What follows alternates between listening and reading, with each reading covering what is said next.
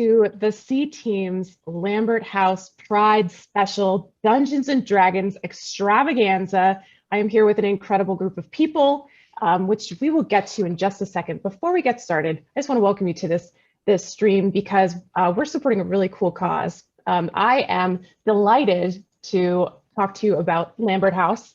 The Lambert House is a Seattle-based nonprofit. It's a youth center here that supports LGBTQ plus youth, gives them a safe place to hang out and chill and get to know other kids who are also in that demographic. So we are really, really delighted to support them. All the proceeds, all the donations from today's stream are going to support it.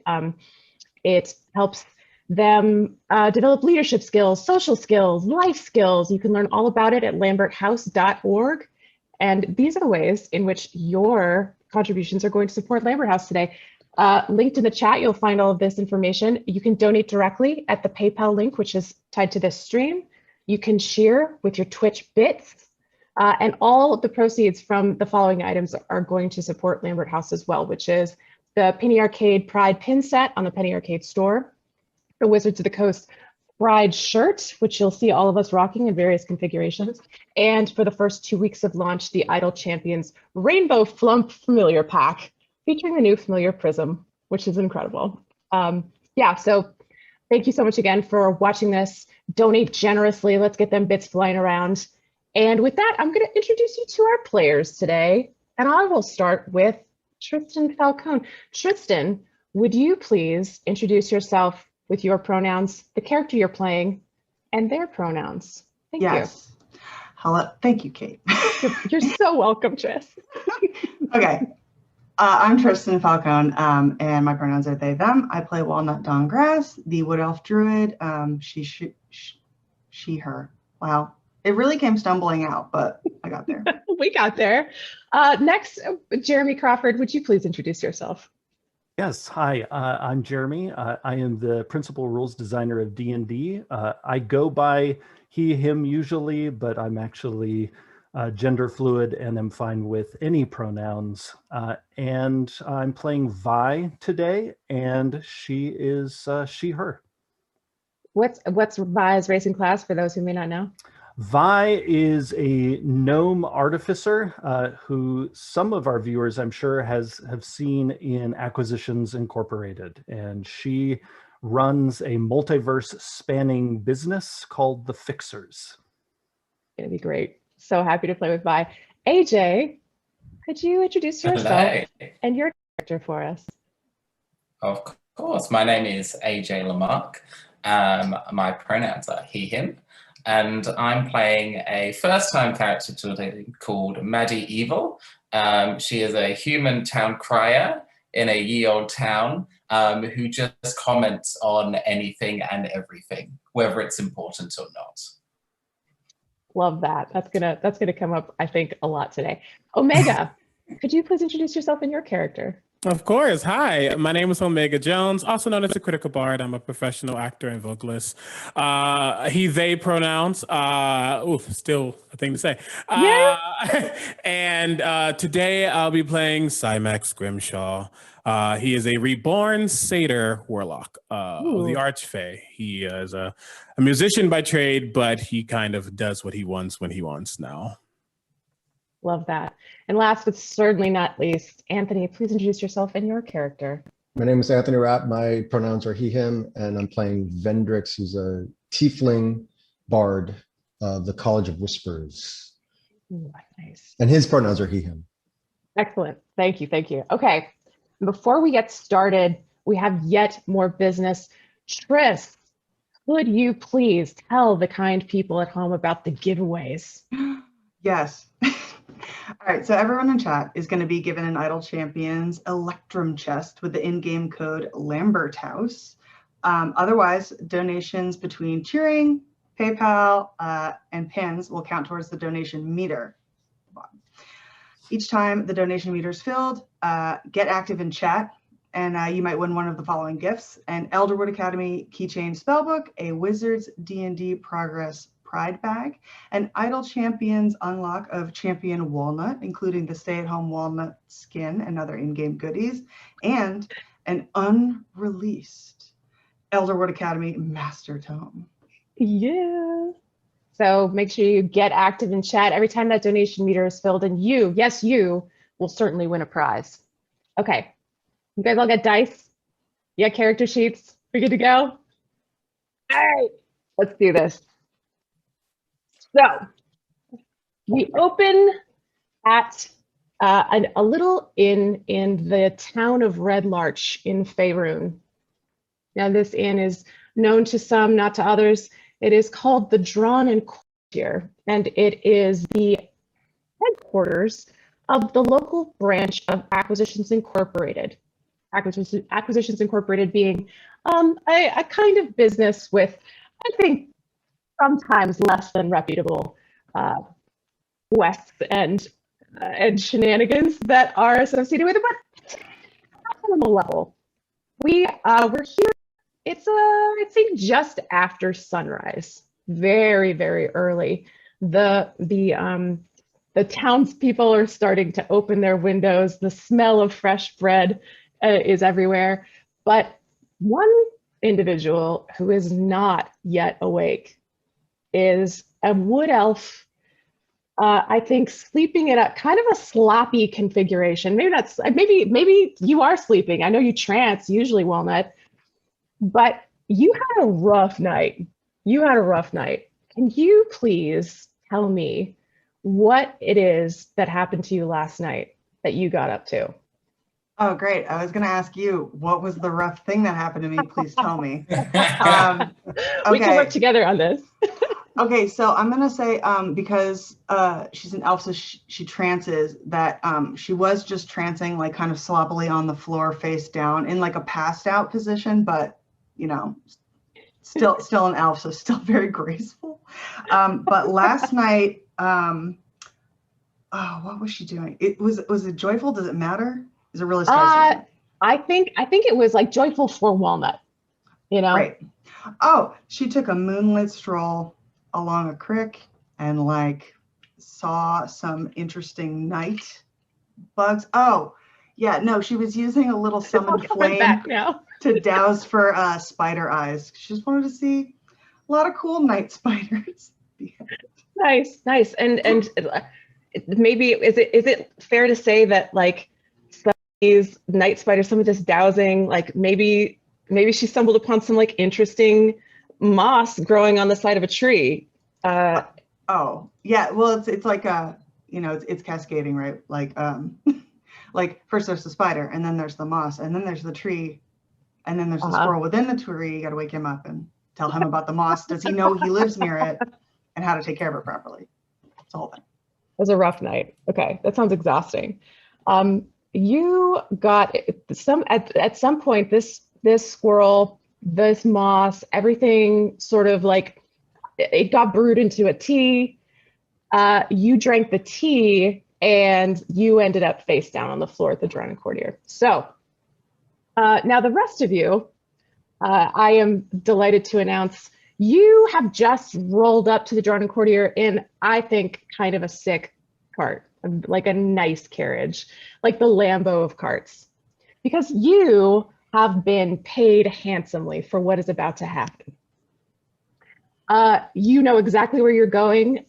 You all, screech to a halt in front of this, and you make your way up, and you are standing now in front of a door that is not entirely closed even, but there's like dirt and leaves that are kind of like piled up around it, so you're pretty sure it's the right door.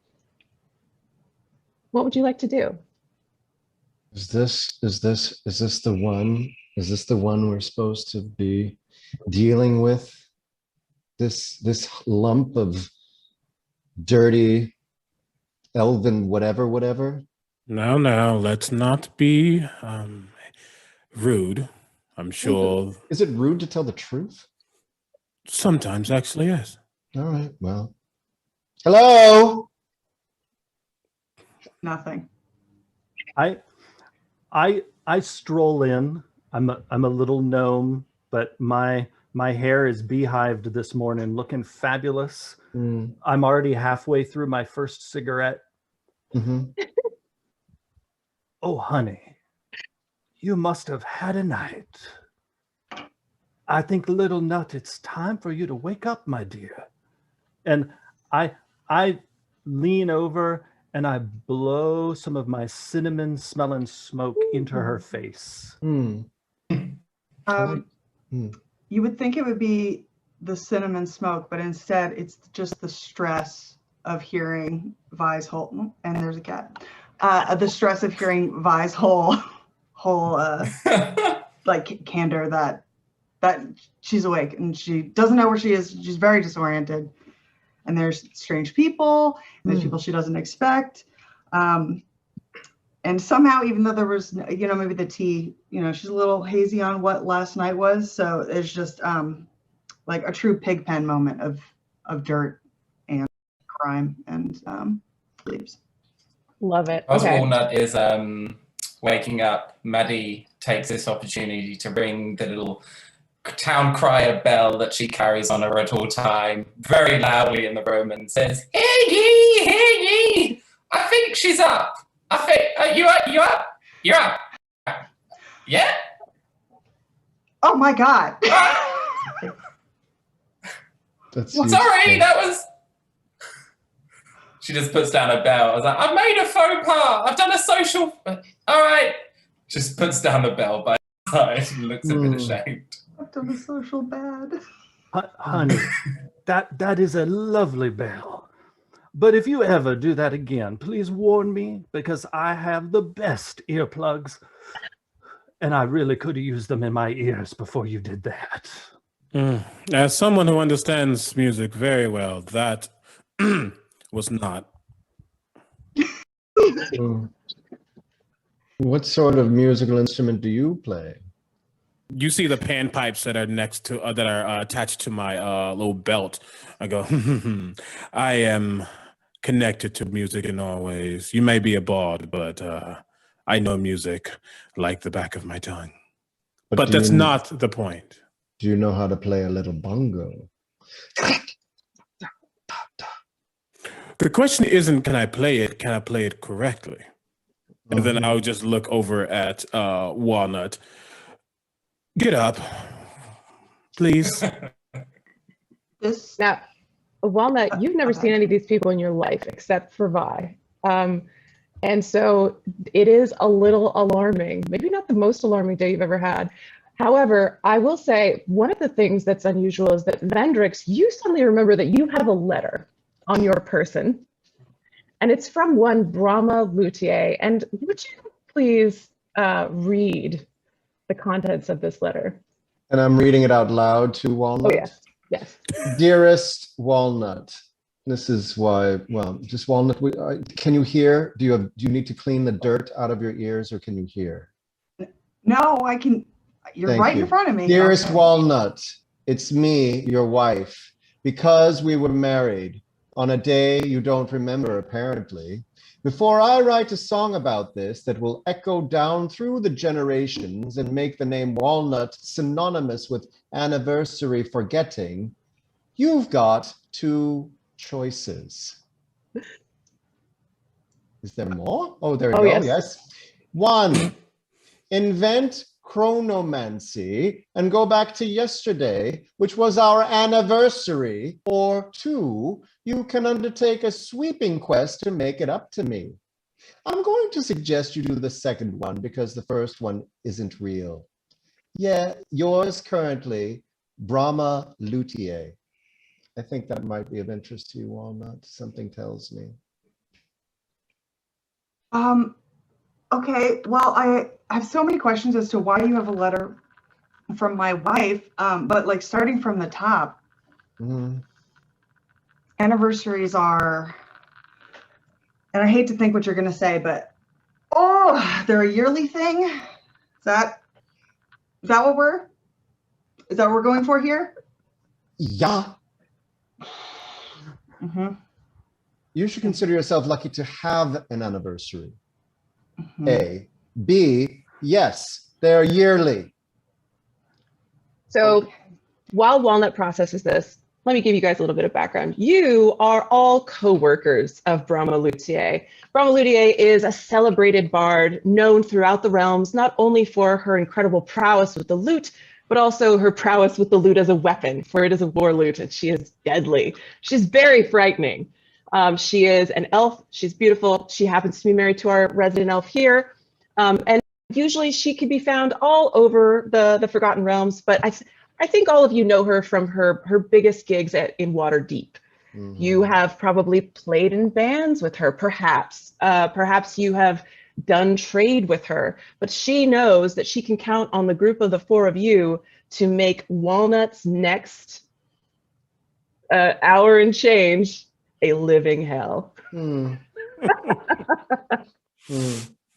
What have you to say for yourself, young wood elf? I mean, I just thought that when we got married the one time that was like so much socializing and so much celebrating that like we had done it. You think that when you commit yourself to someone and you celebrate one time, that's all it takes? You think people don't like to just be merry and joyous in all ways? Just once, that's it. Every other day is just filled with despair and a loveless existence. And dirt. That too, apparently. Well, not loveless, but that's been my experience, which I am now questioning. Maddie goes into her town crier coat, which when you open it up is like just covered in different size bells. She picks out a few and just starts going, "You've messed things up. You've messed things up. You have.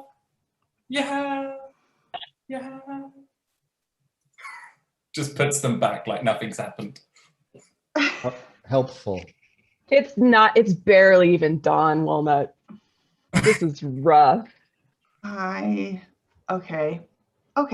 Now, honey, let me correct something from your very talented wife's letter. To make it abundantly clear, chronomancy is in fact real. And if we could go to my lab, we could turn back time, honey. Great. You notice as Vi speaks about turning back time, Cymax is just staring at Vi, but not in a, oh my gosh, this sounds very cool, as in a, stop talking, because that's not a thing that we have a luxury of doing. If it did, most of us would not be here right now. Oh, to be clear, we could do it, but we're not going to. I just wanted you to understand not that it is possible, but I came when I found that not only could I help you, but I could potentially witness what is sure to be a glorious shit show. Okay, I want you, just for context, in my head canon, which is canon for my character, I've decided, Walnut thought that all of her experiences with Vi were a fever dream. So this is just really a lot emotionally. Because you probably didn't realize that Vi exists outside Ravnica. Ravnica is not real, and it's not a place anyone would go, is what I say. Employee of WotC. So at this particular time, let me give you guys a little bit more information. Each of the four of you has an envelope, and Vi, you have 2 envelopes. Let's see. Okay, so one of you, let's say Vendrix, you have an envelope on your person that is entitled "The 5 Love Languages, Birds of Affirmation." Now, Walnut, I need you to pay very close attention. This is going to be important for you later. Maddie Evil, you have an envelope entitled "The 5 Love Languages, Acts of Service," and acts is spelled A-X-E. Cymax, you have an envelope entitled "The 5 Love Languages, Receiving Whiffs." Cliffs. Vi, you have 2 envelopes. One is entitled The 5 Love Languages, Quality Slime. The other is Touch. Brahma's instructions were to read this letter in the most dramatic fashion and then give Walnut the choice and very, very few other instructions. Walnut, would you like to hear the 5 love languages again before you select one? I have to select one? Yeah. I mean, okay, we got birds of affirmation, acts of service, receiving whiffs, quality slime, and quizzical touch.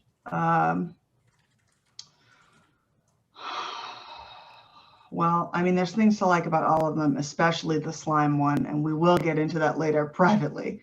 But who had birds of affirmation? I did. All right, so I am like panic-stricken, stumbling over to Vendrix, reaching for the birds of affirmation envelope. You want it? I don't know what any of this is. Yes, give me. This is your chance to not be single. I mean, you can take it or not. That's, do you open this envelope? No, I think about that for a second. I'm like, sure. Yeah, please. Wow, relationships are a lot of stress. Connecting with another person has brought me a lot of grief. Try not having relationships. Try having a relationship and dying because of it. Oh. Try falling in love with someone who wouldn't give you the time of day. Try that. That sounds like a personal problem. Well, speaking of elven bards. Anyway, please, what does the envelope say, please? I got, well, Walnut goes to open it, but she's like, well, we could just unpack everybody else's emotional baggage and then never deal with this. And maybe it's a dream or something, but she opens it. All right, inside is yet another letter. It's clear that Brahma has spent a lot of time sort of putting together this horrifying experiment for you. But this one it's very bare bones. What it says is the forest contains the birds. The birds have the eggs. And then there's a little hand-drawn map. And you know that this is a forest that you are very, very familiar with, Walnut. Okay. Do I recognize it as like the Crypt Garden Forest, or is it the forest north of town? Like, I know I know so many. I know that's true. You are a wood elf.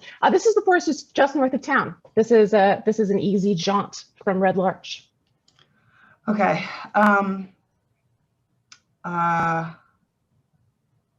I look at this and I read it out loud, so everyone has the same information that I do. And then I say, so you were here to get the eggs for me? Yes? Town crier, would you care to explicate for her, since you seem to know how to talk about things in plain terms? Prepare the earplugs, V. And Maddie walks over to the window and opens it and starts ringing about, hear ye, to the wood she goes. You don't know who they are probably, because I doubt everybody in this town knows each other, because it's quite a big town. But this person has to go to the forest anyway. There's a quiz, something about love, and we're going to have to get eggs in the forest and birds. It was a nice play on words and double entendre, as they say. Off we go. Yee. Okay. And so you all know. People are just booing at the window as well. No, I know. Like having her private business like yelled out the window. It's like, Mona is like a very stoic, does not like to talk except in moments of extreme anxiety, which apparently this and all situations are. So she's just like, okay. So, but you're gonna help me go get the eggs. Sure. I take that as a binding contract for all of you, and I assume you speak Only for have one everyone. binding contract. It's not this. This is merely a favor. Okay. Well, Sure. I respect that. I respect a sure and a favor, a sure favor. I sure would favor y'all to follow me to this forest. It'll be but a moment's jaunt. I set aside my almost finished cigarette. I reach out both of my gnarled hands. Honey, may I? I reach for your hand, Walnut. I am in this moment so hoping that Vi and everyone is just a specter, but I do go to touch your hand. First off, you see, I'm for real.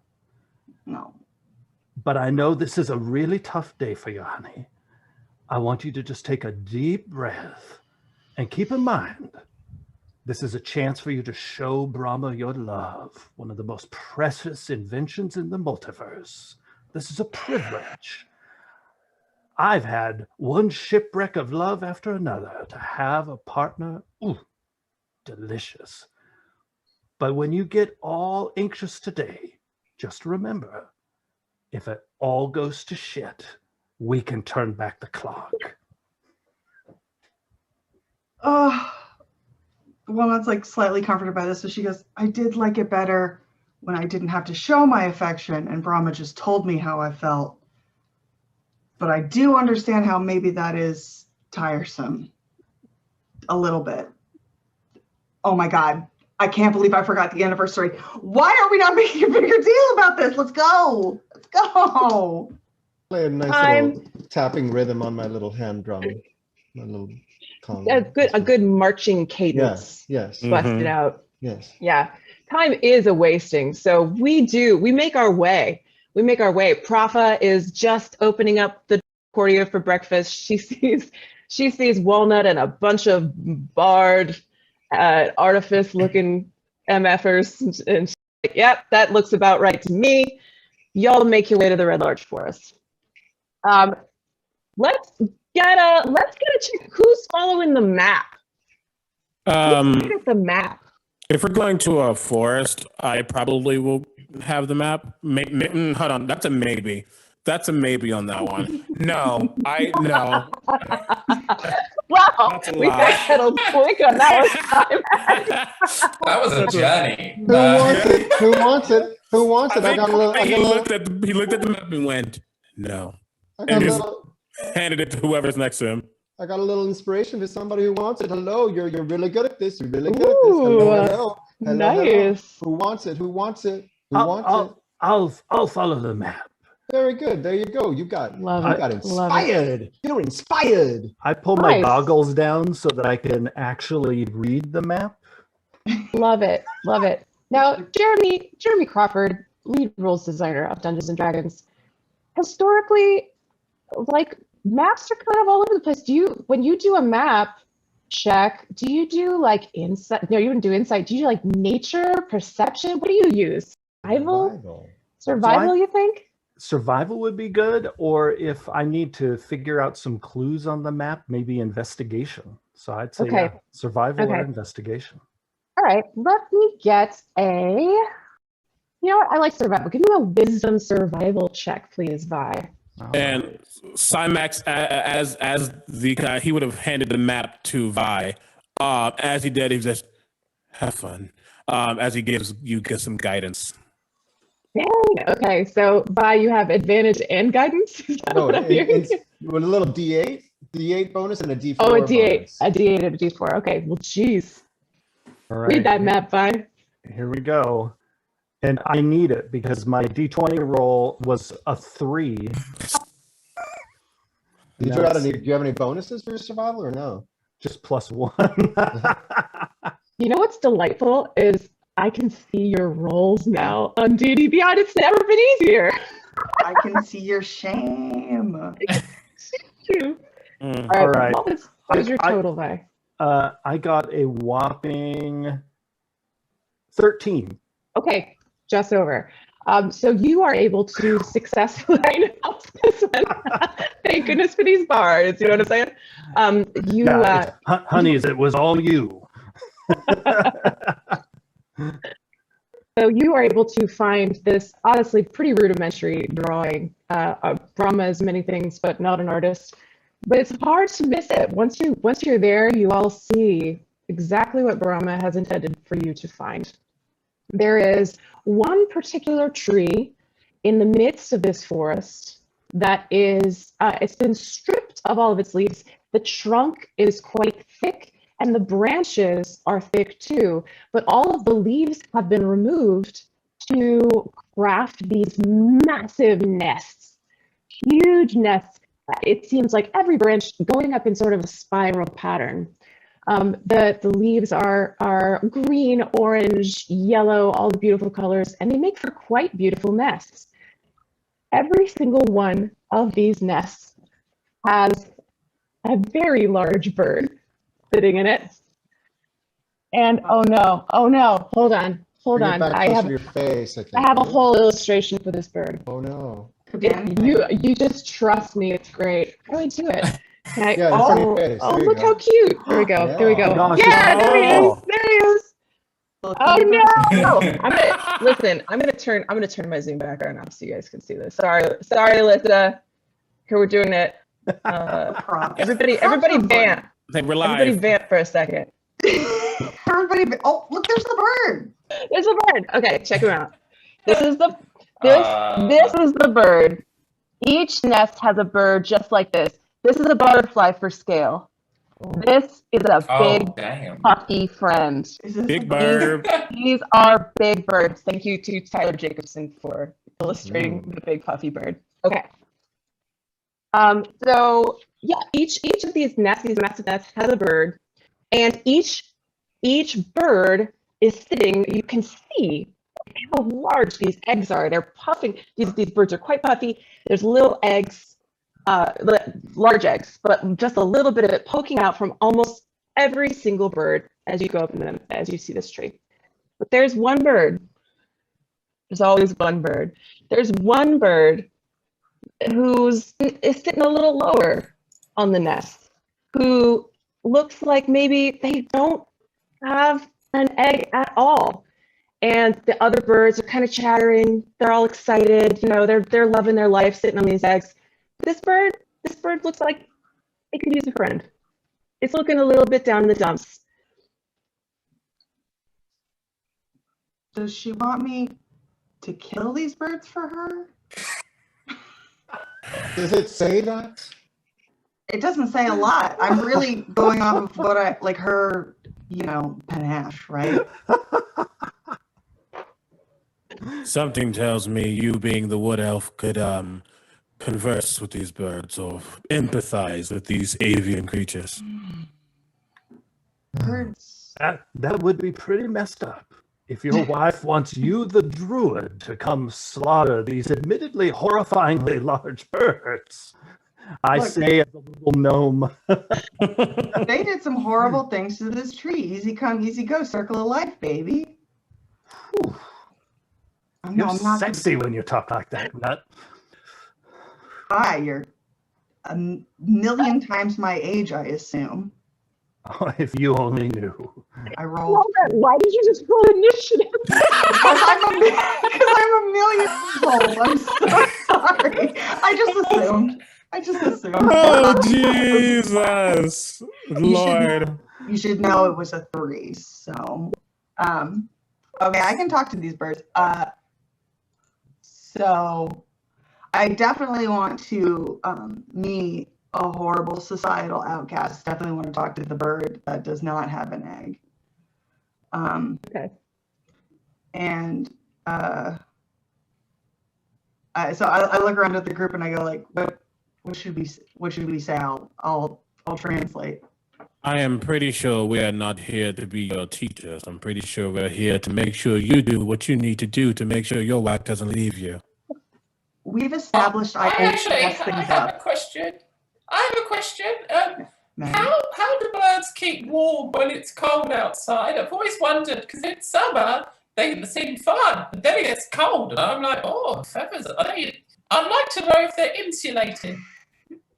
Anybody who wants to answer that, give me a nature check. an intelligence nature check.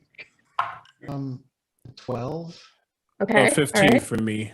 A 15. Okay. All right. 16. 16. All right. Any of you can answer that ably. I mean, some of them fly away in the winter. Don't you know that? Oh, that explains why I don't see them. I just thought they had little houses somewhere and just went away and, you know, like hibernating, but not like a bear, because they're not bears, because they're birds. All right, no need to ask. I'm out of questions. How did you get hired for this? I can be asking the same to you, actually. Oh, really? Maddie, I want whatever you're having. Either way, if you want to step forward, or, you know, we could force them to come over here. Your choice. No, we should not make the giant birds move Why from their not? nesting ground. Oh, territoriality. Birds make absolutely no sense, even when you can talk to them. So many reasons. Understood. Then you have about 10 seconds to move before I act. 9. Okay, great. Wonderful. Oh, the counting down makes it so much more anxious. Okay. So I just speak with animals and I just call out to the bird that doesn't, I mean, it's to everyone. All the birds could understand me and everyone else just hears like a very wild, that stock sound in every movie where it's the eagle noise. Let's hear it. You know what I mean? There we go. Thanks so much. Talk about that later too. And so I call out to the bird that doesn't have an egg, and I go, hello, good bird. So sorry to have disturbed your nesting ground. I see you are without egg. I can understand common. It's fine. And this is, you all hear this. No, it's fine. I speak common. Listen, it's nice of you to notice, but there's really nothing that can be done about it at this point. I don't, it's not, you know, let me back up. Who the hell are you?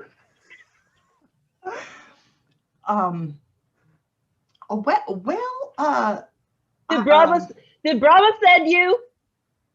Yes. Oh my goodness. Thank God. Thank Bird God.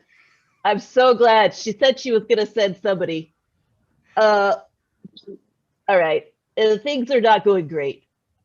Let me show you something. Can you come up here? Can you come up to the nest? All of you. Everybody come up. Can I do a real quick insight check on this giant bird like in my face? Yeah, absolutely. It's my best skill.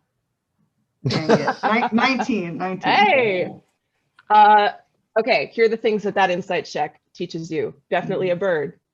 Definitely like kind of a maroon. Yeah, like not trying to like lure you. This isn't like a thing where the bird's trying to get you up so that it can like munch on you like that. It's not like that. This is like the bird wants to show you something. Okay. I go, okay. It's like a 20-foot climb or fly. So let me know how each of you wants to get up into the tree, starting with you, Nut. Gosh.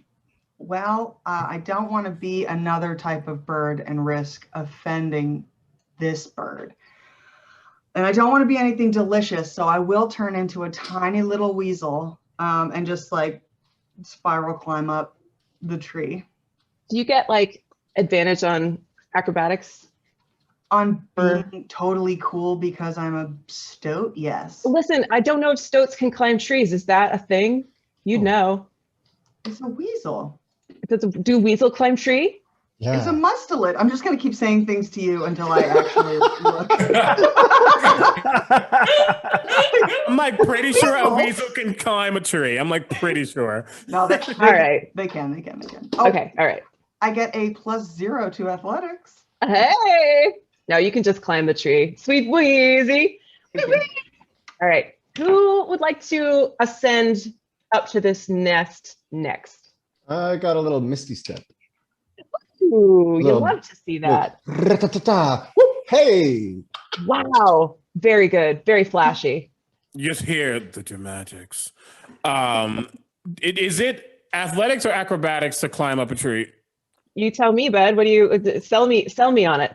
I was once a satyr who died, but I'm still a satyr, and I might not have my mirthful leaps anymore. I'm still able to climb and traverse things, just not as good. But I'm pretty acrobatic, so I will just casually try to get up a tree as I can. I'm also from the Feywild, so I'm used to stuff like this. Yeah, for sure. In the Feywild, they got mad trees. All the trees. So you're gonna parkour up this tree. All right. Parkour. Yep. Give me an acrobatics, and I will give you advantage because you were a satyr and you died and you're back again, but you're still a satyr. Great. I will gladly do that. I'll do that. And dear to beyond. Wait, how do you do it? Advantage. By the way, I'm not going to inspire you. Maybe not ever. Hey, guess what? I don't need your inspiration. Oh, the shade. Okay, that's hold on. 18 or actually 18 plus. I'm going to use my knowledge of the past life to roll a d6 and add that because knowledge of the past life. Someone sounds like they are jealous. That's a 19 overall. Love it. You bounce right up there, and then you and Vendrix can have a staring contest while we see how Maddie and Vi want to get up into this tree. Maddie?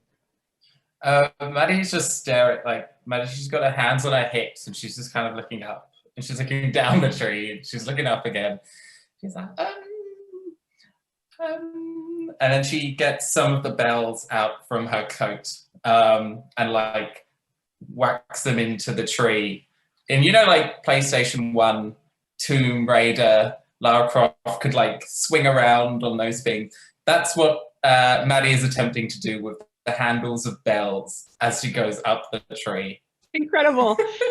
Oh boy, howdy. That sounds pretty athletic to me. So I'm sure that's a really strong stat for Maddie. Give me a strength athletics check, please. Oh, here we go. What do we get? Maddie got an 11. Okay, all right. For the sake of the story, I'm going to say it works, but it just takes it just takes a while, and it's like an awkwardly universe, long. It's about Yeah. The bells are just slightly off, so it's making a horrible sound as she keeps on swinging around. And the large bird is like, I'll wait. No, I really don't want to give this spiel twice, so I'm gonna wait till everybody's up. I'm sorry, I'll be up in it. Just give me. I'm just spinning. You make it eventually. So while Maddie is climbing up with the bells, I toss aside my cigarette butt and said, I put on my nice overalls today. There's no way I'm climbing a tree. And I click my boots together and little thrusters fire out as I cast the fly spell through them using my artificer magic. And I just, with my boosters, fly up, but I pause next to you, Maddie, and I say, sweetheart, I'm right here. I'll catch you if you fall. So just keep going. You're fabulous. And she's swinging around. She's like, thank you so much. So upsetting. Very good. We all finally find our way onto this branch. And the bird says, great, thank you. You'll see why I needed you all to be here when I show you this. And it moves ever so slightly off of it. And you're all dwarfed by this thing. It's enormous, but it has big, cute eyes, very unthreatening. It moves off of its nest enough that you can see there's an egg there, but it's way too small. It's way too small of an egg. And it has its little rump out of the way, and it's like, this is the problem. I don't know what happened, and everybody else has really big eggs, but my egg is very small. It hasn't hatched. I don't know if I did it wrong. I don't know if it's a size thing. I'm surprised I haven't squished it, but it's the wrong egg, and I could promise that she was gonna help me with my egg. So can you fix it, please? Thank you. What are you? You see magic starting to pull in Cymax's hand, but nothing happens because he has to suppress it. What am I? I'm obviously a large, puffy bird with big, friendly eyes and a smile that could kill. That can talk to us? How? Yeah, it's a crazy, wild fantasy world out here, huh? All right, cool. Fair enough. Sure. Anyway, I would love to talk to you more about this whole family story, but they're being assholes. And from up above, you hear, obviously this is like, he's on the lowermost nest, and it's like not a place of honor. He's on the lowest nest. This is rough. Obviously outcast from the rest of the large puffy birds. I feel you. Well, what do you want to do, Druid McDruidton? Oh, give this poor boy a calcium supplement. Clearly, like, seems cut and dry to me. Or more likely, his family is a bunch of jerks, and they played a switcheroo. Or also, who says it's too small? Looks like an egg. Plenty of things have eggs this size. And I will say to you, and now I'm talking to the bird, I'll say to you, honey, wonderful things come in small packages. And I look up and down, great power and great heart. You might have the queen or king of your kind right here. Who cares how small they are? Or it could be like an intellect devour or something. So let's make sure it's actually correct. Maddie, whilst this is going on, Maddie's having a look around the nest to see if there are any clues about maybe if the egg's been swapped or stolen, perchance. Nice. And I saw a very robust. Yeah. Go ahead. 23, a natural 20, I believe. Natural 23. So you that's an incredible. You absolutely see that this nest has been tampered with, and it looks like it could have been a monster. It could have been. It looked like you can't tell the tracks or anything, but you can tell that this egg has been swapped. You don't have a whole lot more information than that. Could I do an old-timey, boring human trick, but here in the fantastical realm where it will surely be more impressive? But I would like to candle this egg.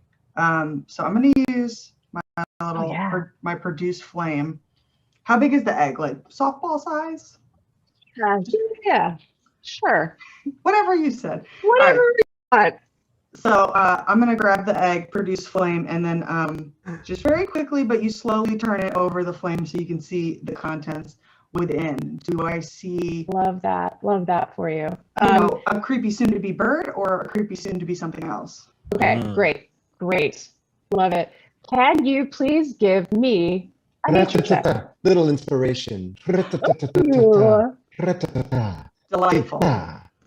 I love that. You said anything but nature? Intelligence nature check, because you're a druid and you're great at nature checks. I wish that this had been built. Cool. There's no one to blame. So it was a 1, but don't worry, I have a plus of nothing. So, okay, but you also have inspiration, which I'm going to do. Maximum of 8 more. So get a little D8 in there. I'm gonna get a little D8. Hang on one second. I'm gonna do. I have a good D8 here. I'm gonna do it by hand. Do it. Hang on. It's a 2. Okay. You're welcome. Yeah, you candle this egg, you hold it up, you see a blob. It has limbs, an unspecified number, maybe, probably a face-ish. That's all you get. That's all you get. I go, does this look like anything? No? No, don't. I go, not to ever be outdone about a thing that I completely gunked up. I go, interesting. Well, this certainly reveals a lot. And I put it down, not too hard, but not too soft, like I'm sure it's the right thing. And I just go, Oh, tell us more. What Yeah, did I'm you fascinated. I've found a lot of clues, but your clues are more important. Go. Oh, well, I wouldn't want to poison the well, so certainly tell me what you found, and we'll see if it corroborates. Oh, good Lord. I don't want to poison the well. That'd be horrible. I presume a lot of creatures would also use the well and then they would die. Gosh, now I'm sad. It's very serious. And Maddie kind of points to the clues in which she's found in a nest about the broken branches and the kind of very suspicious looking damage to the nests that occur during these conversations. My question, the other birds, one, how far away are they from this tree? Like, where's the farthest bird from where we're at right now? The farthest bird? Of this kind from where we are right now in feet. I'd say this tree is probably 80 feet tall. So you're another 60 feet up, and there's nests that spiral all the way down on the strong branches of this tree. Okay. The main question of that is, what are they all doing? Obviously, this bird can speak common, which means they probably maybe can speak common. What are all they doing as we're here and struggling? They are. Let me get a perception check. Give me that whiz perception, please. I'm going to use some guidance on myself because not my best skill. Okay, yeah, that's great. 19, 20. No. Nice. 20, yes, 20. Nice. Okay, I'll take a 20. You are able to determine that all of these birds, they were kind of like chittering and they were laughing a little bit at your bird friend. But while y'all are talking, those birds are totally listening. Like they're 100% eavesdropping on this conversation. If you try to look at them, they're gonna act casual. They do bird stuff. Gotcha. Whatever. But they're absolutely listening to this conversation.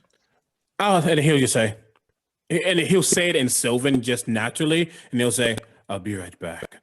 And I'm going to take out the pipes that are on my side, and they look kind of weird, but he plays too specifically as he misty steps 30 feet up. Oh, you can misty step too. Oh. But as he gets to another branch, he inverts those pipes and plays the most haunting sound ever as I use the pipes of haunting. I need all the birds within 30 feet of me to make a save, or they're going to be frightened. What save? What are we making? Wisdom? It's a wisdom 15. Lower than my actual DC, but it's a 15. Okay. Yeah, they got a 12. I'm just rolling for all of them. So they're all scared, right? Yes. And as I play that and finish, I cast Thaumaturgy, making sure they all can hear me. And I say, "You have 30 seconds to give that egg back to the one below, or I'll murder you all."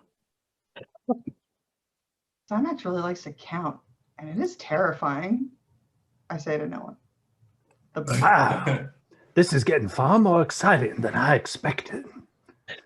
So the frightened condition in combat is very explicit, but in this case, you scared the living shit out of these birds.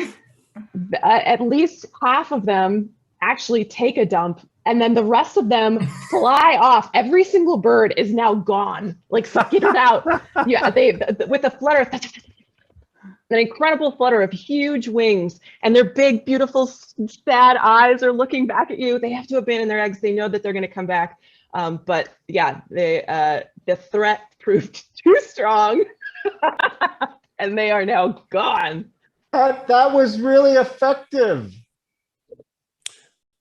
Are there any extra eggs? Do anyone have like more than one egg in there? Were they hiding an egg? Oh, great question. Yeah.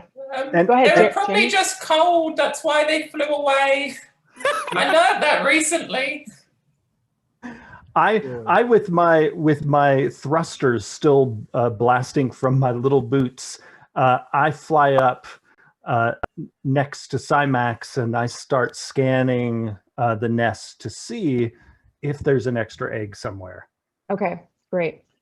This does require a check. Both of you are able to see that every single nest just has one egg, which makes sense because the eggs are huge eggs. Mm-hmm. However, Vi, let me get another wisdom perception check from you, please. As Vi comes to me, I'm noticing that they're looking, and I'm one of those. Some music notes will come from the pipes as I give you guidance. Nice. Oh, goody. So I will add. Always use guidance. Always use guidance. Always. So 19. Yummy. All right.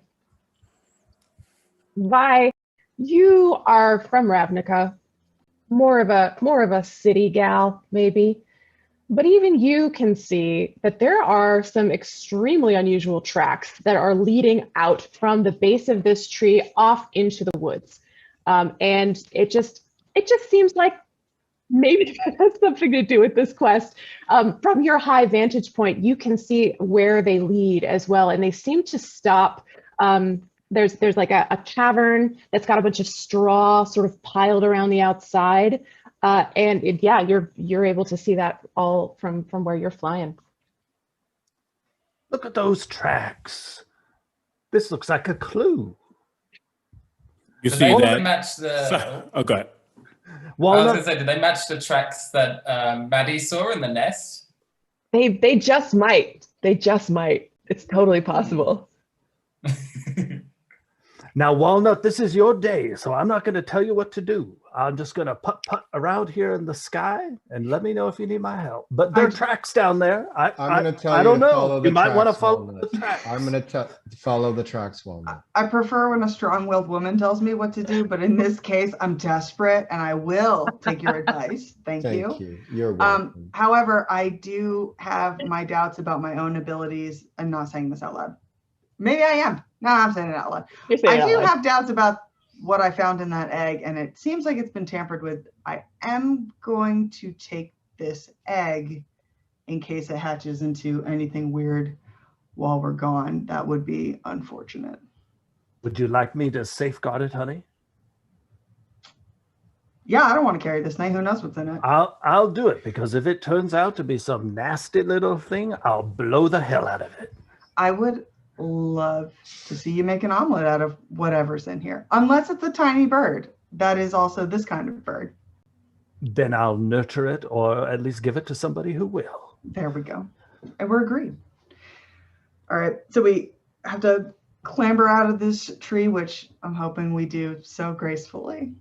Go follow those tracks. Yeah, it's really graceful. Every single one of you float, you wheeze down, you stoat it up. You know, whatever you want to do, it's all, no checks required. I'm a fun dungeon master. Tell all your friends I'm fun. Oh, Lord. Okay.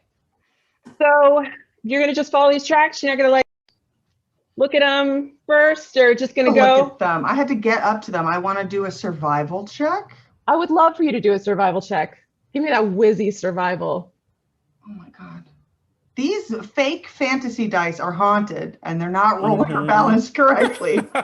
Honey, I think you need to, if you look at them over here, if you crouch down to my goal, you'll have a better view.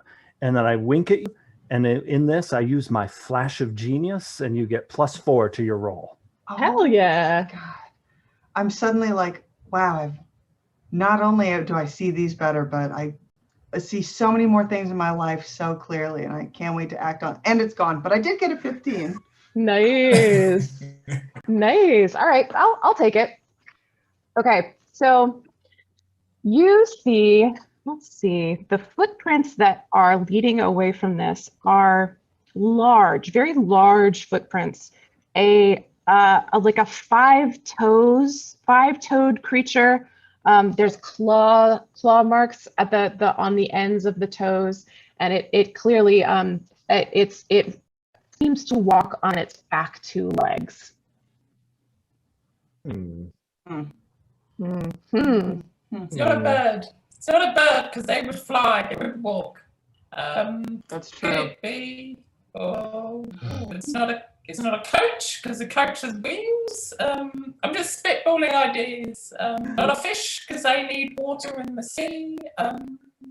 If I have the silent spell, I do not have the silent spell. You got lucky.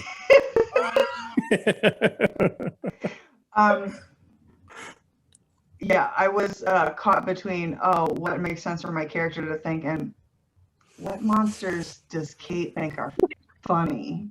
None that I can think of. None monsters. Now, it now just occurred to me.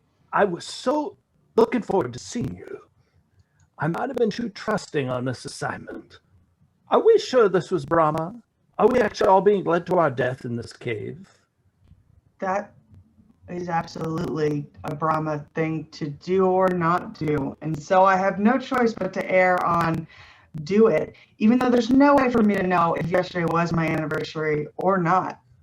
The option is maybe die here and it wasn't, or definitely die if it was. So that is unassailable logic. But just in case, I pull out this little stick from my utility belt that rapidly grows at first to a pistol.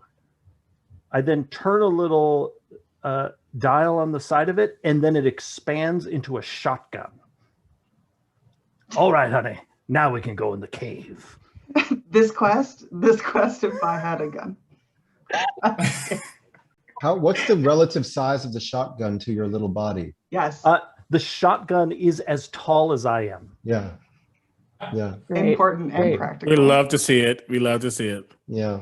Really would have written a different quest if I'd known about a shotgun. No,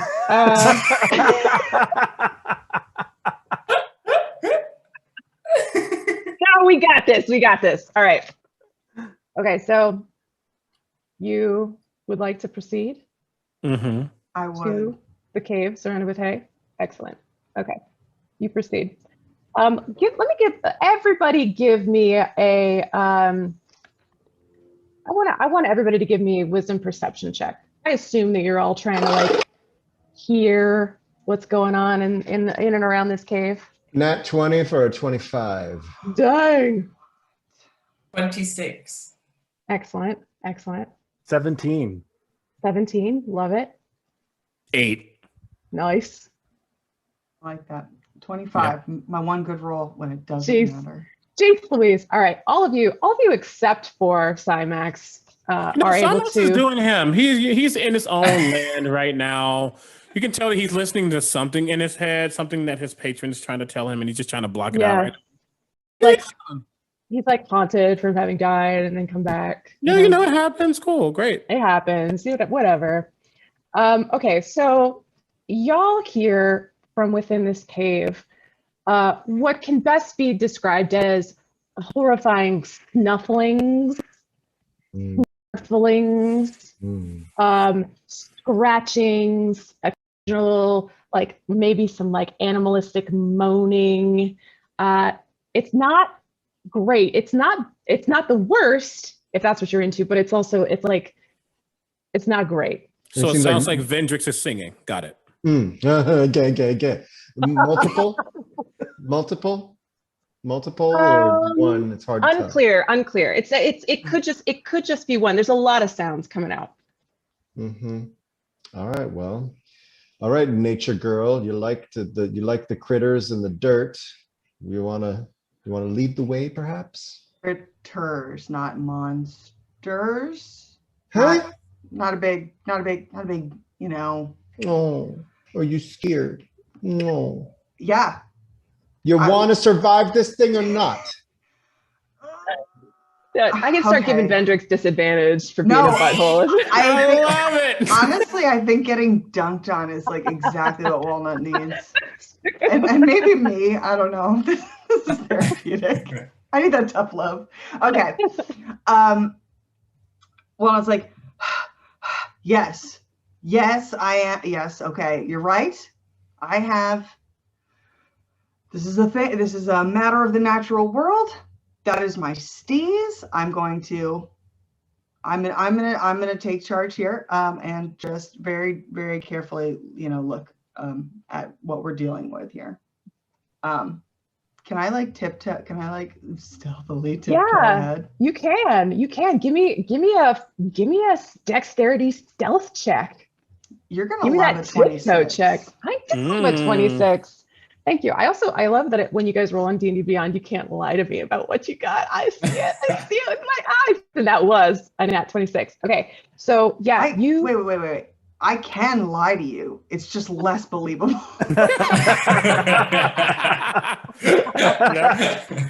That's fair. All right. So you panther your way into this cave.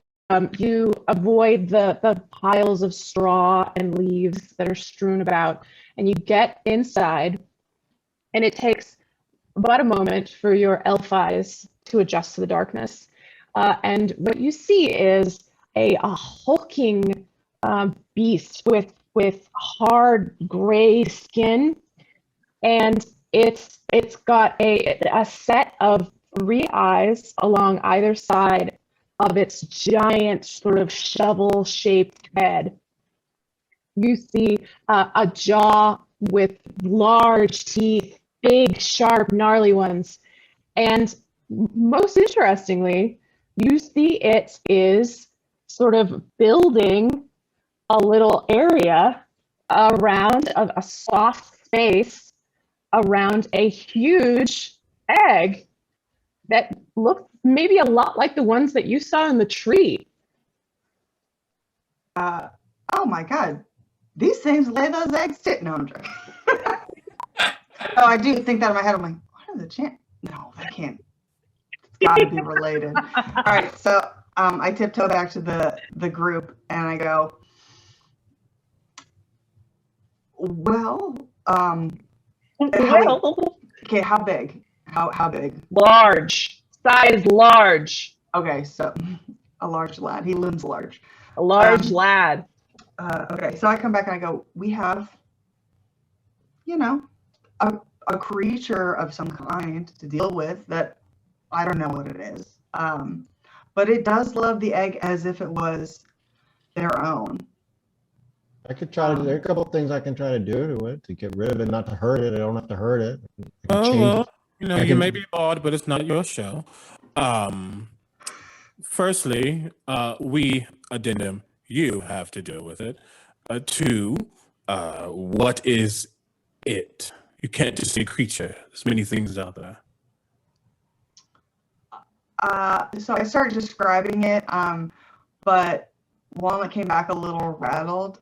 So she starts juicing the details a little bit. And instead of 3 eyes, there's 30. And it's not large, it's truly massive. So honey, let me stop you there. Yes. Do you want me to just set a bomb off in there and just take it right out? Well, no, we need the egg. And also, it's not this thing's fault that the birds gave it the egg. It's just the way you were describing it. It was so scary. Okay, well, you know, I only got like one look at it and it was very dim.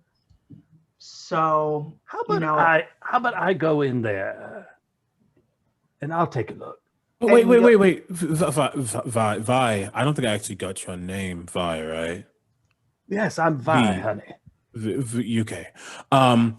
Actually, if it has that many eyes and it's totally monstrous, preposterous, Vendrix, actually, you can go in if you want. Happily. Take it. Take this Sure. moment. The spotlight think, is upon you. Thank because it's you. all about anniversaries and stuff, why don't we set the bird and the 30-eyed monster up on a date? Maybe they could go to a cafe and get a mocha, and maybe they can talk about eggs because they seem to like them, but make sure it's like a vegan place because you don't want them serving eggs at the same time because that could be morally conflicting, and see if they get along and co-parent, maybe. Oh, sweetheart, you are the best. I love this. This plan, it makes no sense to me, but I love it. Here, I will provide a date. I go to my utility belt and I produce my Eldritch Cannon, and I can make it look like anything.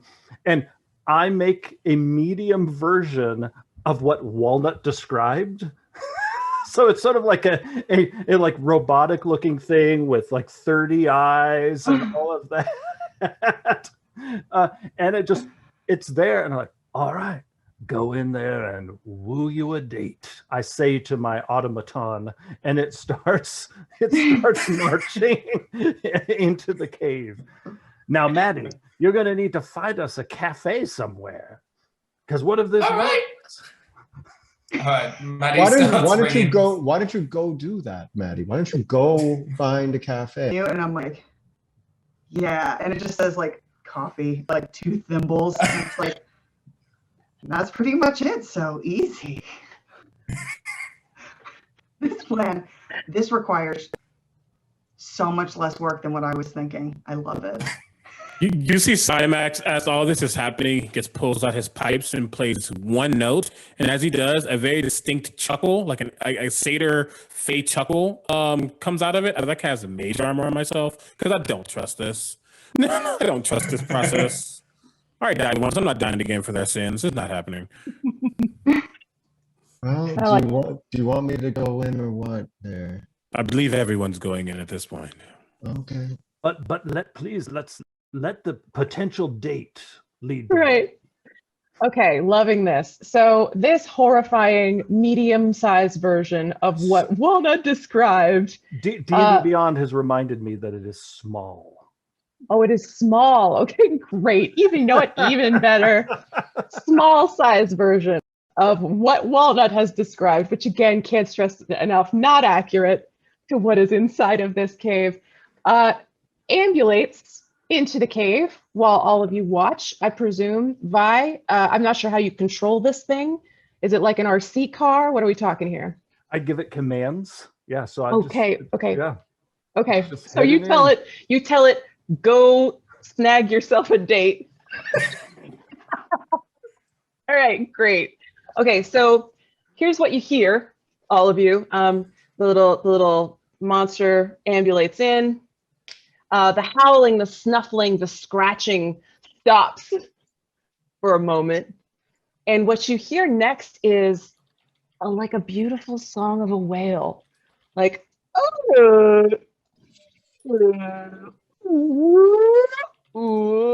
and some small scratching.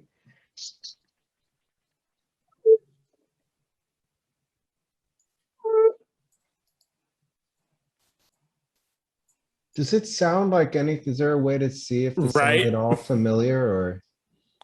Yeah, you know what? Let's do it. Anybody who wants to see if they can recognize these sounds, give me an intelligence nature check. I'm adding guidance and my knowledge to this because that is interesting. Just 11. So then a D6 and a D4. I got a 20. I think I got a Love it. 4. 22. Nice. Love it, love it, love it. Okay, so Cymax, you were adding that to Vendrix or to yourself? To me. Sorry, to me. Sorry, yeah, that was a I silly wouldn't question. take it. I wouldn't accept it. All right. So at the same moment, upon hearing this beautiful, mournful song, Cymax and Vi, it clicks for you that this is the mating song of a gray render, which is definitely not what Walnut described when she emerged from the cave. So Walnut, if Mhm. if my ancient ears are correct, that's a Mhm. gray render in that cave. What's that? A very large, potentially dangerous, but also potentially very cuddly monster. Okay. You either have a friend for life or you're fucked. Interests, and they're mutually exclusive. Yes. Okay. All right. And Well, Not You- fucked in that way. Not you fucked in meant- that. you- Fucked in the other way. Yeah. You mentioned 3. No, the 30. A lot of eyes. Where did you come to this conclusion? Was it just too dark for you? you know, time makes fools of us all. No, Why, time about that makes a fool of- chronomancy. Oh, Sorry. Oh, the day's not over yet, honey. We need to give this a go.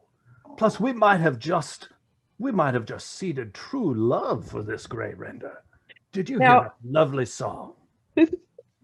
Vi, question for you. This thing that you created with your item, is it like a typical illusion? What is it exactly? So it is a for real object. Okay. But it has really no self-awareness. It is a weapon that I'm basically having move around. Gotcha. Pretending to be something, but it's really a mobile cannon. Gotcha. Okay. So is it safe to say that it has an intelligence of 0? Yes. Okay, great. Yes. So after y'all come to the conclusion, you hear this song, the scratching and the singing comes to a halt. And the next thing you perceive is that this item has been chucked by this monster straight back out of the cavern. And I need, let's see, who's a walnut? Let me get, and you know what, Vendrix, I feel like you were about to go in. I think you two are in radius of being struck by this weird little monster cannon. So give me a dexterity saving throw, both of you, please. 17.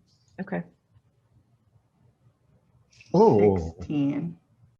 You're both fine. Oh. But yeah, you just Neo out of the way. And Vi comes to a dramatic landing at your feet, tumbling to a stop. Some little smoke coming out of its ears. Going well. Does it take some damage? Yeah. Does it have hit points? Yeah, it has hit points. Yeah. Let me do some damage on you. That's 4 points of damage. Tumbling damage. All right. All right. It is still functional, but I go over and I'm like, oh, you poor thing. Poor little baby. That was effective. Now there's silence. Love hurts. There's definitely silence coming from the cave. You think perhaps you've given away the fact that you're out here. Mm-hmm. Oh boy. Mm-hmm. Now it did let off that lovely sound. Maybe we could woo it out with some music. That's great, because I can't do that at all, but you all seem to be so mostly talented in that arena. I didn't dream of. yeah. You see Cymax actually just stare, like just turn and look at Vendrix, like, by all means, this is the performance of a lifetime, potentially just one lifetime. Go forth. Great render. Great render. All right, here's how we're gonna. Jesus Christ. Has nothing to do with this. Here's what we're gonna do. We're gonna adjudicate this like adults.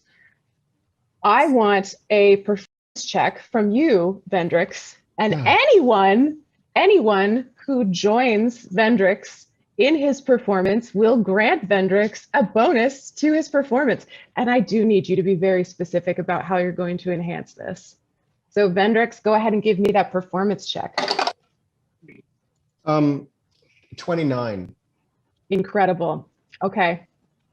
I am so impressed by this performance. I've got to join in. And so I pull out of my utility belt it looks like a little coin purse, but I blow on it and it suddenly expands into bagpipes. And I'm a little gnome-sized bagpipes. Yes. I start playing along with the beat. What is your... Maddie. Sorry, but Vi, what's your just performance bonus? +1. Okay, all right. So you're up to a plus. You got a 30. Eat it, Cymax. Eat it. Yes. Maddie is overcome with the beat and wants to join in. So she opens her coat to get some bells out and just starts doing the tune of "If I Could Turn Back Time." Ding, ding. All right, what is your performance bonus, Maddie? +9. Love it. Okay, we're up to a healthy 39. Cymax, what do you got? So my patron is here, Sam, the Prince of Fools, and I'm trying to decide if I'm going to corrupt this or not. Oh, classic. I'm gonna roll a d20. No, I'm gonna roll it in chat. If it's under 10, if it's 10 or below, I don't apologize. It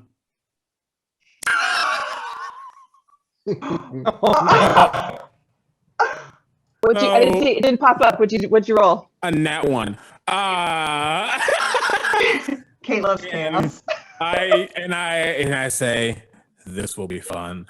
And I am a performer at heart. I'm no longer a bard, but I once was. And I begin to play, but it is like the most dissonant sound that has ever existed, and specifically making sure that it sounds like he's not on 2 and 4, he's on 1 and 3. I want to make this sound the worst it can get. Now it's probably not going to be that bad because all the help he's gotten, but he definitely tries to corrupt us. Oh my God. Okay, so tell me, is there a mechanical implication to corruption? You know what? There is going to be a mechanical thing to this as I cast fear, and that's going to be a wisdom. I'm sorry, I know we don't really do PvP, but that's going to be a wisdom save from Vendrix. No, I think at this point it's natural to assume there's PvP happening here. Yeah, it's a 10. Yeah, you needed a 19. So you're frightening. You drop whatever you're loading. And I just chuckle really loud. I am normally not the chaos being of the group. I apologize. We like chaos beings here. Okay. So, Vendrix, your incredible performance up until that point, we're talking like almost a 40.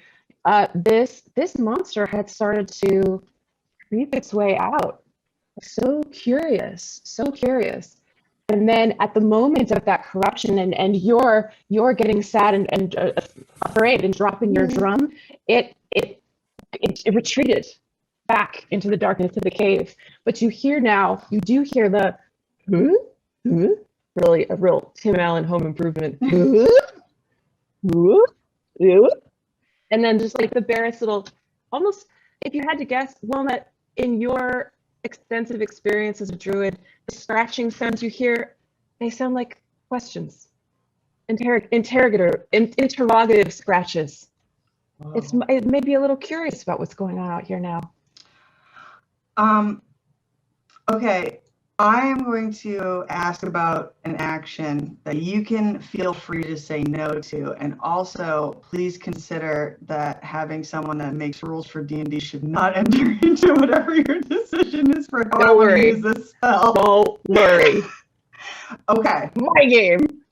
So it says that healing spirit, I call forth a nature spirit to soothe the wounded.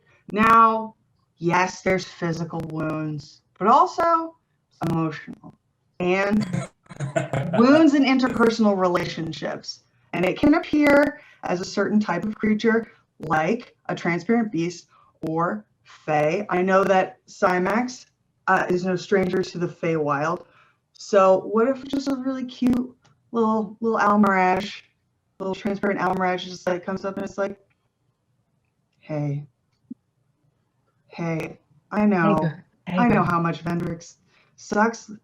Look at him, listen to him. Just the whole vibe. I get it, you get it, we both get it. Nobody gets it more than I get it.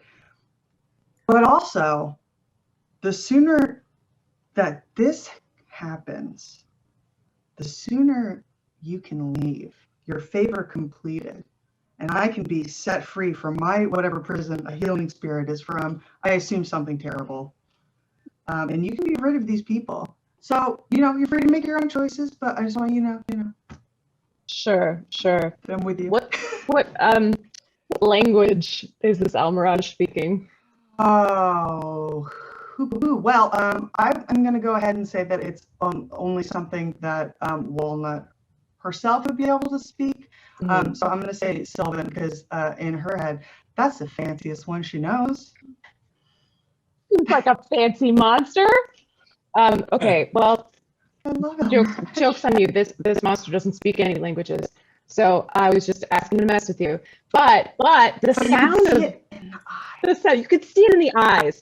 So because you are attempting to nurse an emotional wound, and you're not speaking this, there's no language that can bridge this gap. Will you please give me a charisma persuasion check with disadvantage? Oh, persuasion with disadvantage? You know that I can. I don't like to do persuasion against other players, but I will do this. And Is this is against monster or against? Oh, this are you helping Vendrix? I was trying to help Vendrix. Oh, forget it. Forget that persuasion check. I don't. It worked fine. Oh, it's fine. Vendrix feels great. Well, I meant like this little sweet rabbit was trying to implore like Sunmax, like, do you want to do a good and maybe get this done fast? Sorry. No, I get so excited about stuff and then it's like it just comes out. No, I'm the dumbass. Okay, so this Almirage is trying to be like, yo, Sunmax, be cool. Okay, that makes sense. This makes complete sense. Sorry. I love it. I'm a visual aid though. So cute. Adorable. The Cymax just looks. You can tell that it's not that he doesn't have any ill will against Vendrix. He's just tired. He's tired from existence. And this is just I relate. right. And he fine. And I pull out my good pan flute and play a very gorgeous song that was actually a love song that he played to his lover, who's the reason he's now dead. Backstory, don't worry about it. I will help again with my performance. I don't know if you want my number, but I will help. Yeah, give me your number. Give me your number. It's a +9 as well. Nice. Am I no longer frightened now? I have dropped a spell. Oh, I understand you have emotional wounds. I have emotional wounds. That's why I act like an ass sometimes. It's part of the thing. We're all friends, really. I mean, but you've softened me up now. Oh, well, I was trying to maintain a strong facade, but it's not working. You've penetrated it. See, this is what happens. Oh no. I thought everybody was tough, but everybody was tendy. Oh no. Everybody was tendy the whole time. Okay, so here's what I was just Maddie. You're with that luscious, I believe, 48 that you have collectively rolled.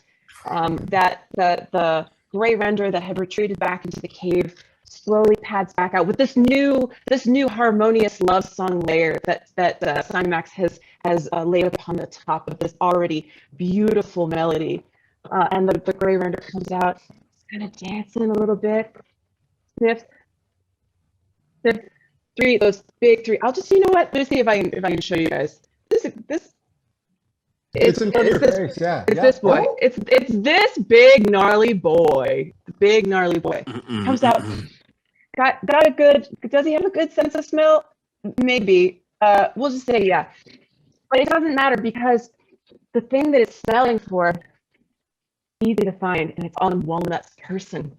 So this large, again, can't stress that enough, large monstrosity comes galumphing over to Walnut, and with I mean, no apparent malice, doing a big sniff all over all of your little pouches and things. Perhaps trying to find something that you have.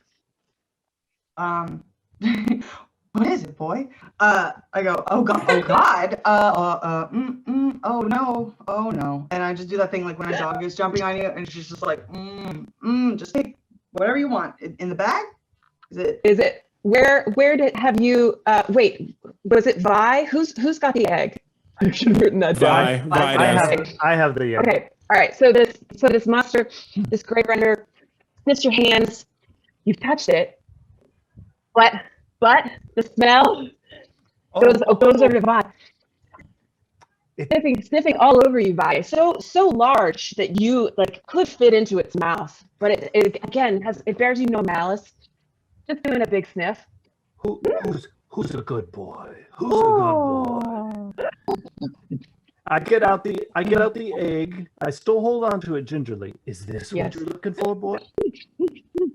And it stands up on massive back legs and make little grabby hands at the egg. Grabby hands at the egg. I with my tiny gnome hands put the egg into its very large hands. Now, here's a fun fact about gray renders. They don't lay eggs. This ain't an egg.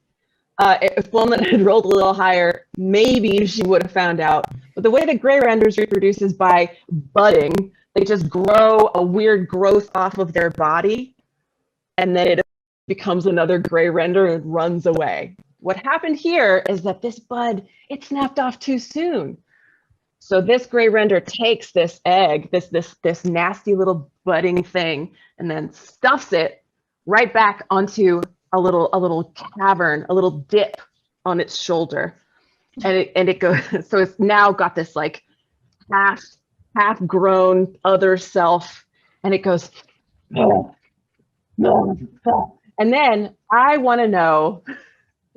Please let me know each of your intelligence scores, not your bonuses, but your cumulative intelligence score. Let me start with you, Walnut. 10. 10. Okay. Cymax. 8. 8. Okay. Vendrix. 11. Vi. 18. Okay. And Maddie. 13. Okay. All right. So after getting this egg back, snapping it back onto itself, this gray render takes a good long look at all of you and then turns back to you, Vi, and starts to sing that great whale song that you heard from the cavern earlier, that ooh, ooh. Oh no, I didn't want to be the one going to the coffee shop. To scratch just ever so small, because you're so small, and it's scratching maybe what could be a bed in the dirt that would fit you. And then Vi, would you roll a d12 for me, please? Yes. All right, I'm gonna roll it here on D&D Beyond.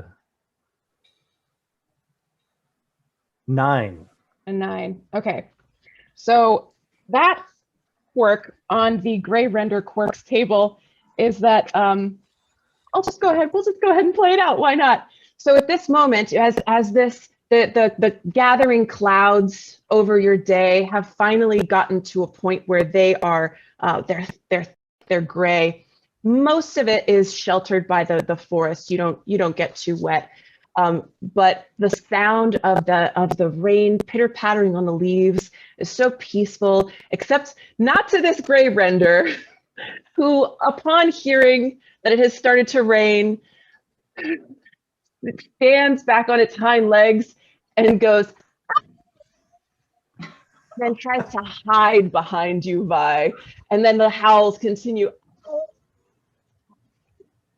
It is, again, far too large. does any of this. Does the gray render appear to be responding to the sound of the rain or the feel of the rain? I think it's the sound, because the rain isn't coming down on you because there's this thick canopy. So I think it just knows that it's raining and it's very, very afraid of it.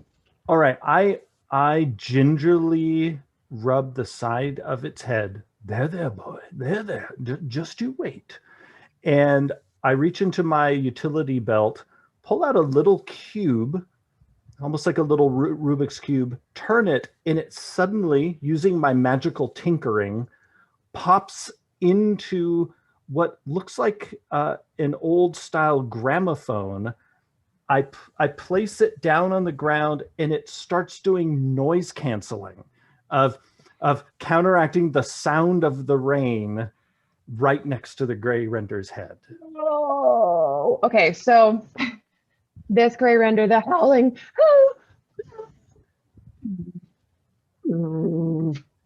Whoa. And then it has started to like bend its body around you, Vi, and is sort of like a dragon with its precious hoard, and it's going, and occasionally you get a little nudge.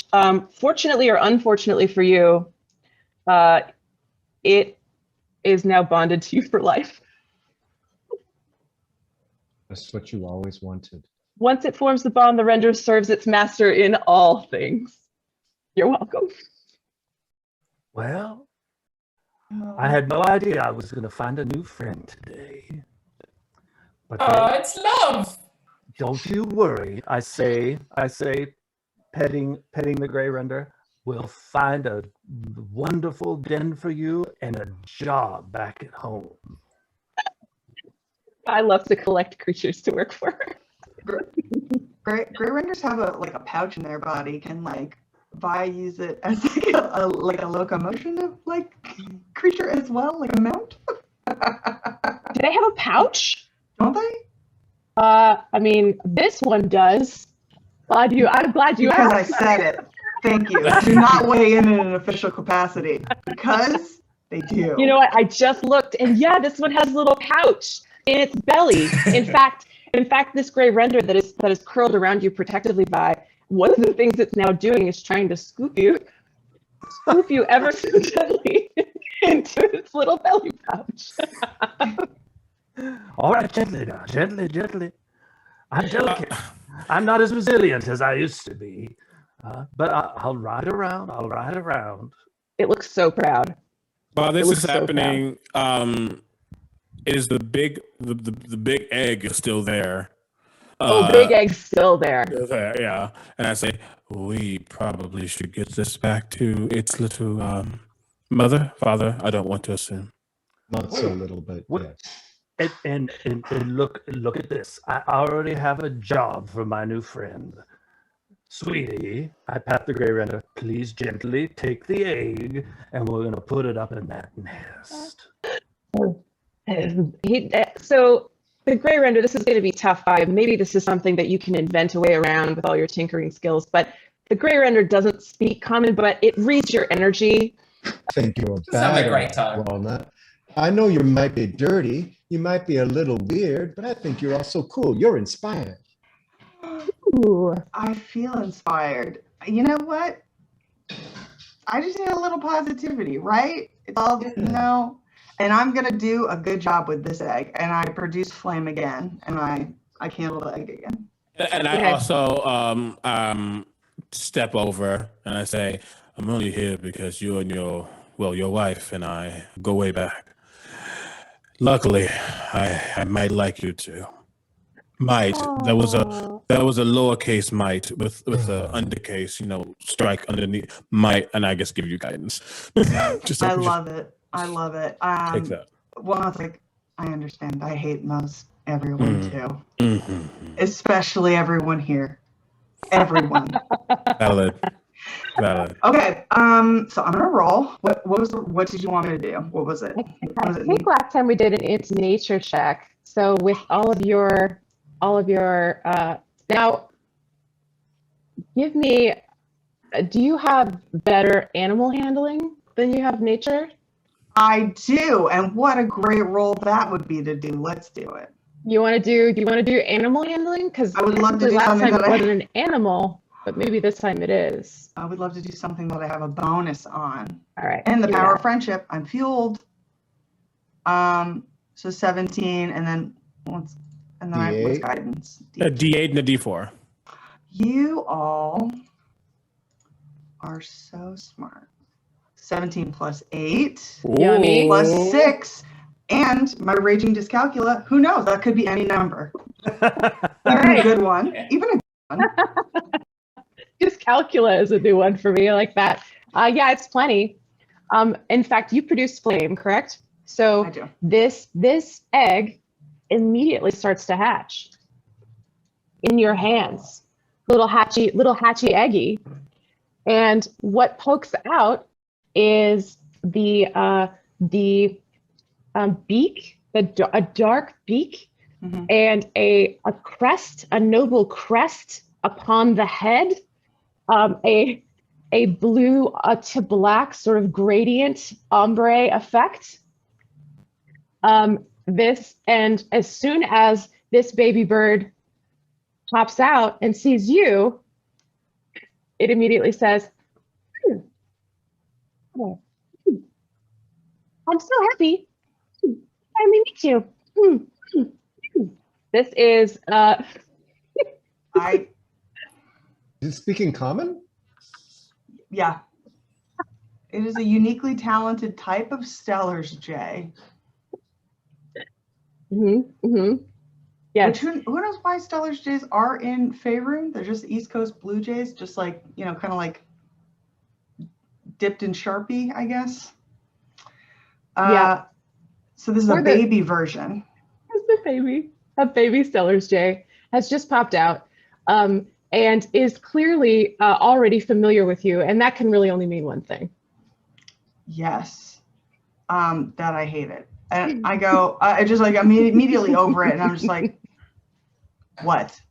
What do you want? What could you possibly want here in this place?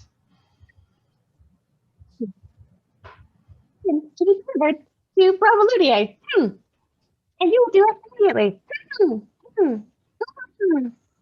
I'm sorry, I'm going to do what for Brahma-Ludier? It'll deliver me. You want me to deliver you? Is what I'm hearing. Sorry, it's hard to understand bird. One, because of audio issues, and two, the noise gating. Because I don't like to listen to them because they don't make sense. So canonically, she's being a jerk to a newborn bird, and then True. I'd like to think that, so what's happening apparently is my high-pitched voice is not coming through. And that's actually that's intentional. The high-pitched bird voice of a little Stellar's Jay, it's very hard for elven ears to pick up on it. What you eventually come to understand is that this baby bird knows who you are, almost certainly the offspring of one vizier who has tormented you for a very long time and is demanding to be delivered to Brahma-Ludier because it is claiming to be the bird of affirmation. I've already been affirmed, but I guess you will somehow affirm what I did to Brahma, so sure. The baby bird is already asleep. Permanently. No. Okay. So I look around at everyone and I go, okay, I guess we just gotta, and I hate to say this, hand in the quest. Motion to tiny bird. To your wife, honey. Yes, you know, we all know that a bird in the hand is worth two in the bush, and so bushes for all. Well, okay. Yeah, I mean, way, but and this is not me being scared, but y'all were hired by Brahma. Do you want to just give her the bird and then tell her I did a big sorry and then No. Okay, fine. Hey, let's go. Who asked who, by the way? Did you propose to her or did she propose to you? I would say just imagine every scenario in a relationship and imagine it was not initiated by me. Clear. Clear. Well, honeys, while I have my flying gray render, you can hop on board and we can get to your wife lickety-split. Yes. Sure. Lickety-split indeed. What about the coach driver? They've just been sitting down in the coach we took this whole time. Maybe we should have offered them a water, or are we just going to leave them in the woods? Who's paying for the coach? Can we claim it on tax? No? Okay, And Maddie, that coach driver's been dead for 50 years. Time to move on. With that, oh God. Okay, so you guys all gonna ride the flying gray render back to town?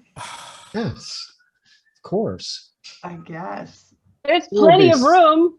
This will be a poem, a beat poem, a performance at my next gig. Are you kidding me? Perfect. You know what, Vi? I'm gonna let you make this check. A survival check seems appropriate just to see if we all survive. But let's do, since you're kind of, I know he's a monster, but you're kind of handling an animal. Can I get a wisdom animal handling from you, Vi, please? I will do my best. So here in the pouch, where I'm trying to steer my gray render mech, I nudge it toward town, and I get a whopping 6. Nice. Okay. Well, it isn't completely fatal. No, you guys, you make some collisions with some trees occasionally. You nearly get scraped off, Cymax, but you're good to go. Maddie, your talent with the bells makes you particularly adept at holding on to all that, like a forearm strength. So you're holding on good, and you do eventually make it to town. But everybody's feeling a little rough for wear. I'm gonna say everybody take 1 hit point of damage just to say that I did it. Okay. I'm now at 69. Nice. Also the date of my anniversary. Incredible.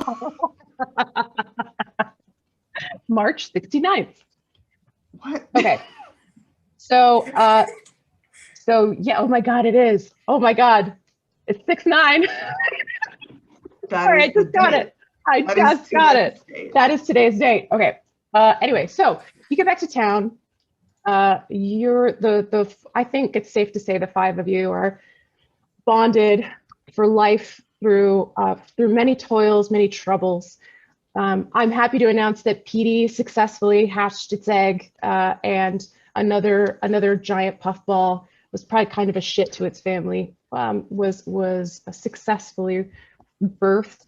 The Gray Render and Vi have a lot to sort out about the nature of their relationship, but I'm interested. So Brahma is probably on the way. Are there any preparations that you want to make at the Drawn and Courtier for her arrival? Walnut or any of it? I don't know. Not everybody has to do this, but I'm actually kind of curious. What's your relationship to Brahma Luthier? If anybody wants to volunteer that story, I'd love to hear it. How do you know her? It's just one of those things that she is so famous, and I'm trying to get my leg in these doors, and I have to pay attention to her, and I have to be in her good graces, but I can't stand her. She's obnoxious, but it's like that. So that's sort of where I am with her. Fair. Totally agree. Keep that to yourself, though. I think of course. I don't volunteer that. But, Yeah, Brahma was actually one of the first people after Cymax was reborn. Brahma was one of the first people he ran into. Well, not one of the first, but one of the first to actually allow him to have a little happiness again, because her general, like how she carried herself, he felt like he shouldn't be moping around anymore. So yeah, he helped her with a mission. And he actually said specifically, if you need one thing, call me and I'll be there. So this is her cashing in. This is the thing that she picked. Yeah, that sounds very, very Brahma. Mhm. Vi or Maddie, you don't have to share if it's private. You know, a lot of these things can be very sensitive, but how did y'all meet Brahma? So Brahma and I actually go way back because she reached out to me and the Fixers to help her weaponize her musical instruments. So Vi is actually responsible for fitting her instruments with blades, poison needles, and other instruments of others' demise. Incredible. Incredible. How about you, Maddie? Brahma once saw me out in the town square of a small town and announcing mundane news to everybody and annoying everybody. And Brahma thought this would be a great way to deal with people who she didn't want to talk to. So now every time she has to do a meeting she doesn't want to and wants them to leave, she just gets me to speak on their behalf until I bore them and drive them insane and they run away. I love Amazing that you're like her personal, like, on retainer yelling telegram of like, I don't like you anymore, leave. Annoyagram, just. So what does that mean for Walnut? Yeah. Walnut's just like, yeah, okay, oh boy. Like, here, we'll just imagine that we heard some of these stories. It's just like, oh. Yeah. Oh. So Walnut, if Brahma's on the way, Yes. what are you doing? How are you preparing for her imminent arrival? Inventing the paper bag, breathing into it, these type of things. Excellent. Walnut is like panic organizing. She's like, you know, were she to be in our world, she would like stress make spreadsheets. That kind of person. And so she's like, okay, what do I need to do? It's got to be good. The lighting's got to be good. I got to like fix the curtains in here. Like, would you forgive me more in bright light or in like dim light? What kind of music should we play? What says forgive me? Any songs about forgiving? I'm all ears. I'm going to drum on my little drum and I'm going to say, I suggest that when she comes that you throw your arms around her and slather her with kisses. And I cast suggestion on you, which is a 16 wisdom saving throw. Oh. I wish to willfully fail. Okay, hang on. Hendrix is trying to make you smooth. Not going to work, Fredericks. It's not going to work. I go in public, in front of Bird God and everyone. Worth a shot. Honey, we'll all leave. We'll give you privacy. This is between the two of you. Okay. With that, Walnut, you do a sniff, and the unmistakable scent of field-ripe strawberries wafts through the window of your room at the Drawn and Courtier, and you know that she has arrived. And that's it. That's our game. Y'all, thank you. Thank you for this ride. Thank you for this ride. Okay. I'd like to please thank you so much, Wizards of the Coast. Thank you, Elderwood Academy. Thank you, Codename Entertainment. Thank you, the Idol Champions. Please donate generously to Lambert House. It is such a good organization. I'm so honored that we got to do this incredibly silly game just for us, but also to benefit this awesome organization. So I hope that you donate. I hope that you buy stuff. I hope that you enjoy your giveaways, whoever won them, and have a wonderful Pride Month. Happy Pride Month, everybody. Pride. All right. See y'all next time. Bye. Bye, everyone. Bye.